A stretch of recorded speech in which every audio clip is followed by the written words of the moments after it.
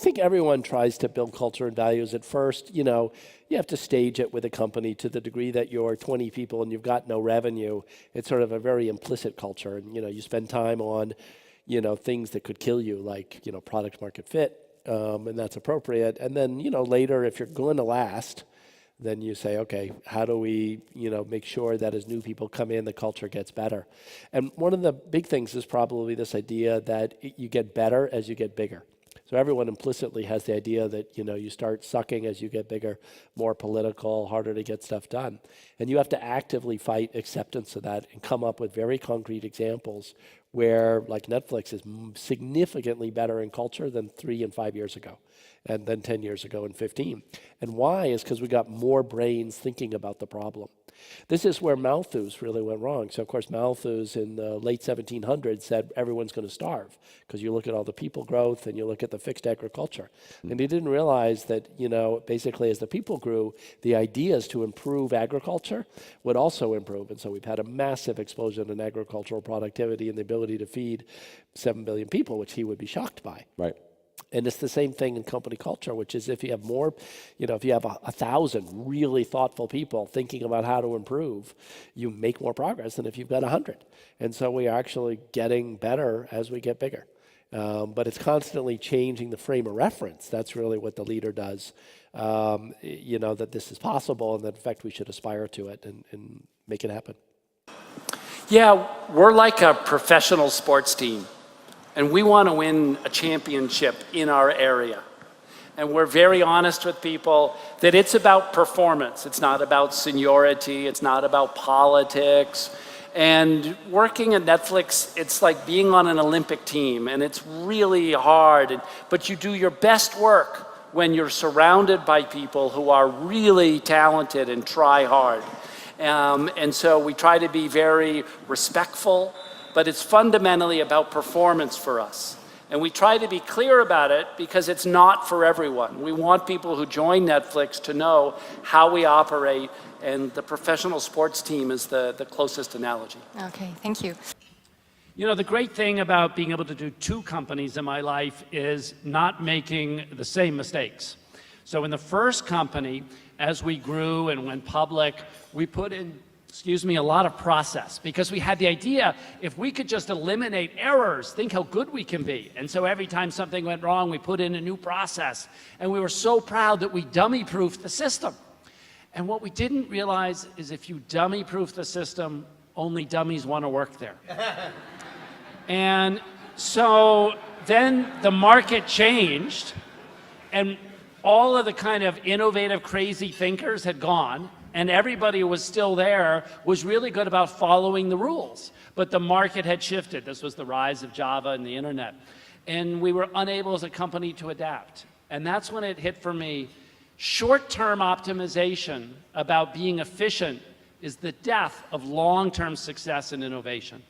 And that we should build a company in Netflix that tolerated some short-term chaos. And we manage right on the edge of chaos. And the value of that is keeping and stimulating the amazing thinkers. So when the market shifts, like DVD to streaming or license to expand to original content, we have within Netflix all kinds of original thinkers. And that's the long-term optimization that all of us in organizations want. And so that really fueled the passion behind the culture deck, which is why short-term rules and process kill long-term health and innovation.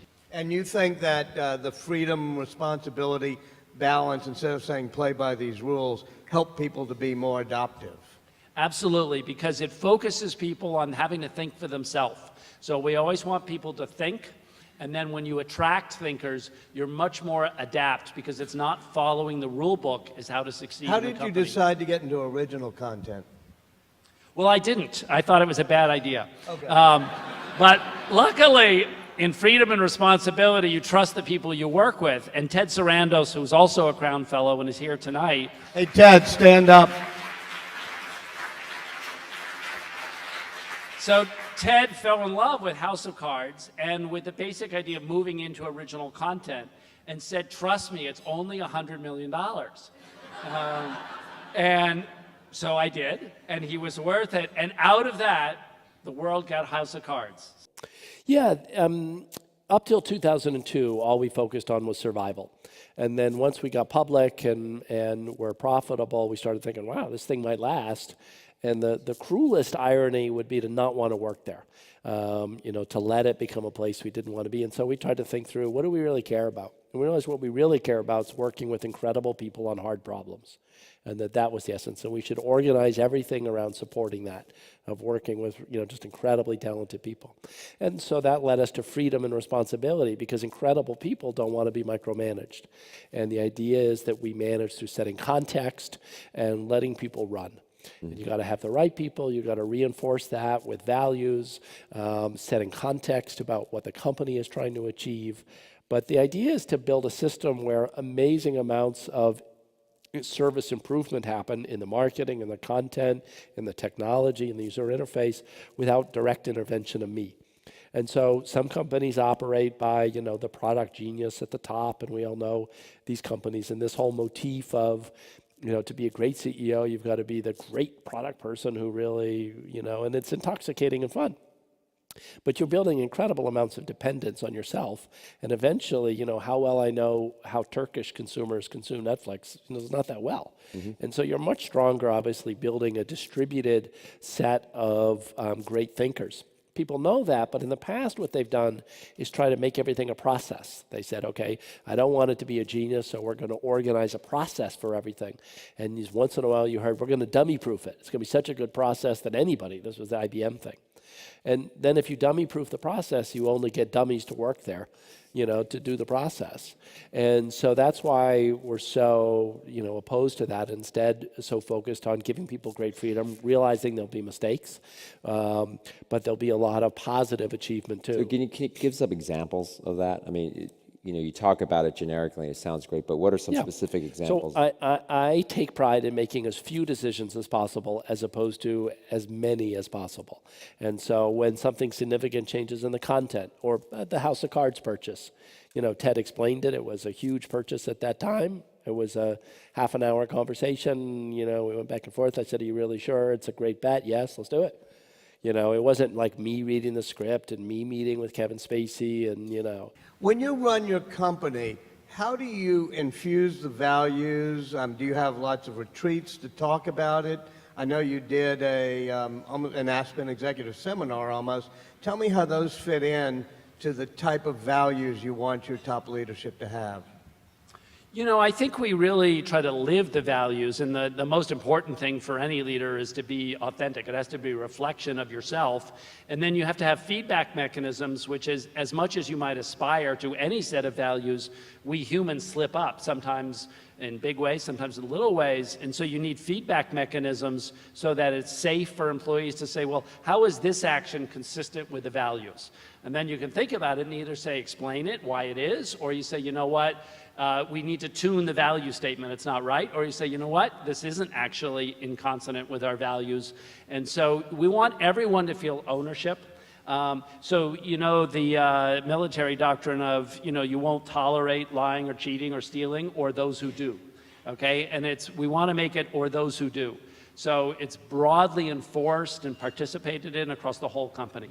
And like Steve Jobs, in a way, you also push for brutal honesty that sometimes in other places things kind of get covered up because people don't want to confront things.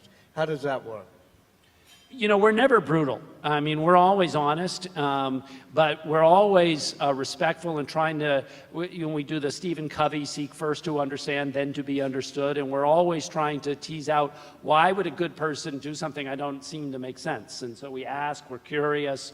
We really don't have that academic kind of, let's beat each other up, and out of that will come the truth. We say we're not like prosecutor and defense, where they're extremist in the search of truth. We're more like the Supreme Court, where you try to take both sides of every issue and understand it. And that's the model, the behavior we have. Anyway, the other thing that you discussed was 5-year plans. So I love 5-year plans, because I never knew what they even were until I hired a CFO from Marriott who knew 5-year plans, and then I became an expert in 5-year plans. So do you do 5-year plans? We do not. Do you do 3-year plans? We do not. Do you do any planning? Barely. It is not possible that you don't do planning. You must sit around and say, because you're a public company, next year we are going to grow X percentage in net income if we can, and we're going to have a return on equity to such and such. And the year after that, we're going to do, you don't do any of that? We do some forecasting. But what we really push on is staying nimble. And so we put an incredible premium on being able to replan or reforecast nearly constantly. So we think of it as a rolling forecast. Many companies will fix an annual forecast and then compare to an annual plan. And the problem is in technology, the world doesn't move in annual increments. In a studio business, I've been 6 major studios for 60 years, something like that. That's a little different. In technology business, what's selected for is being able to turn on a dime, some new competitive entrant, some new opportunity, move really quickly. And if your company is oriented around compliance to a plan, if that's the value system in which one gets rewarded, you get what you optimized for, which is plan compliance, as opposed to rapid shifting.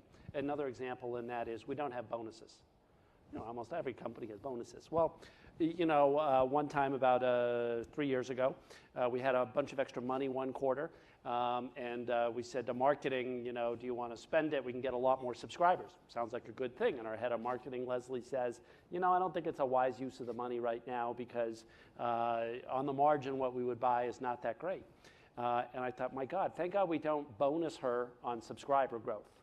Okay, because once you introduce that personal, she has to think, well, I'm going to give up a bigger bonus because it's the right thing for the company, and now she doesn't have to think about it. You're never going to be a banker. Yeah. Ever. That's true in many dimensions, Michael. But, so we do a lot of stock options. So we're all aligned around stock.